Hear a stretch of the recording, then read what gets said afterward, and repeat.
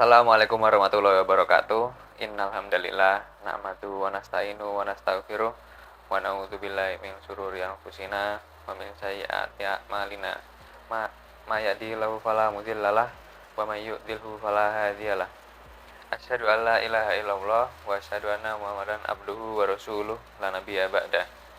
Pertama-tama, marilah kita ucapkan puja dan puji syukur kita kehadirat Allah Subhanahu wa taala yang telah mengizinkan kita untuk sekali lagi bertemu dengan bulan yang sangat mulia dan memberi kita kesempatan kesekian kalinya untuk mendapatkan ampunan darinya di bulan Ramadan yang mulia ini.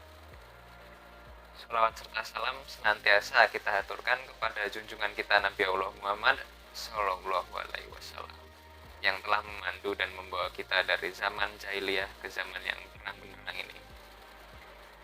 Ya, dalam Kurma PK kali ini saya akan membawakan tema 5 amalan yang dapat menghilangkan pahala puasa. Puasa adalah ibadah yang menguji kesabaran kita, menuntut kita untuk menahan diri kita sendiri, menahan lapar, dahaga, hawa nafsu, amarah, dan lain-lain yang memerlukan kesabaran.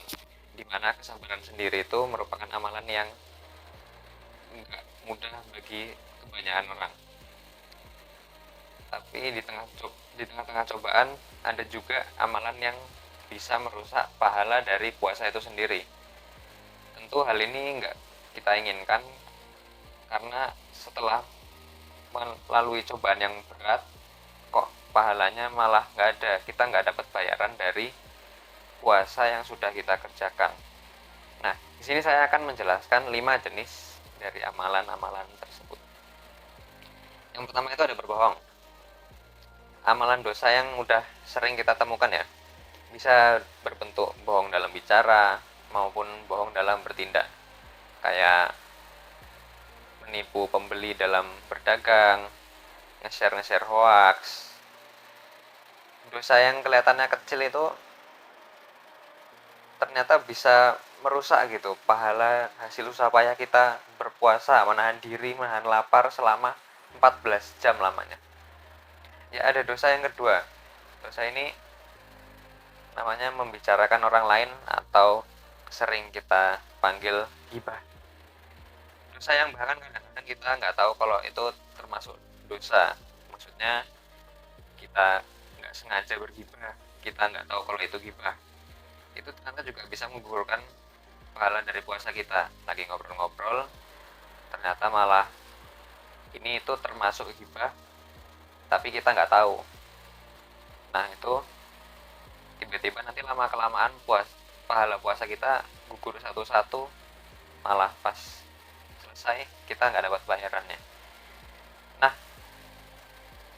dosa yang ketiga ada adu domba. Merusak hubungan orang lain juga dapat menggugurkan pahala kita. Kita udah belajar dampak dari adu domba sejak zaman Belanda dulu. Negaranya jadi rusak, perang satu sama lain.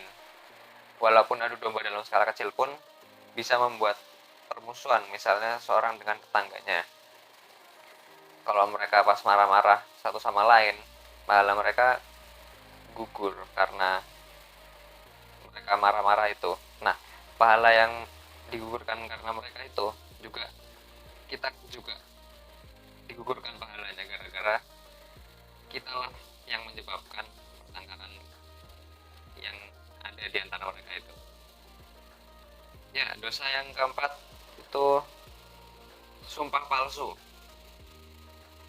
Buatan kayak utang tapi nggak mau dibayar, janji sesuatu tapi nggak pernah mau melakukan, janji yang udah sering kita dengar tapi tidak tersampaikan juga pada akhirnya.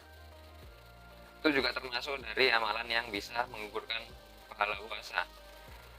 Amalan ini udah sering kita lihat di berita-berita ya, tapi orang-orang yang saya bicarakan ini kemungkinan udah anggap remeh agama dan nggak peduli sama yang namanya akhirat.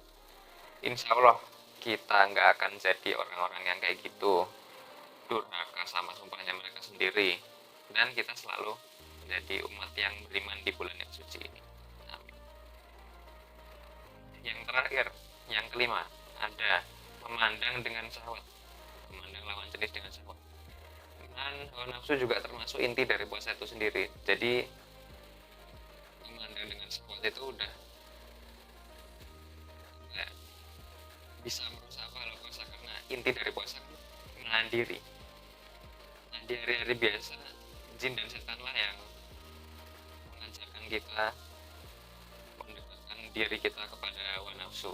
Tapi karena di bulan Ramadan jin dan setan itu dibelenggu, kalau kita tetap memandang lawan jenis dengan syahwat, apalagi memandang sama jenis dengan syahwat, maka itu salah kita sendiri, dan lama-kelamaan pahala puasa kita akan gugur satu persatu, akan hangus, dan apa yang kita dapat dari puasa hanyalah lapar.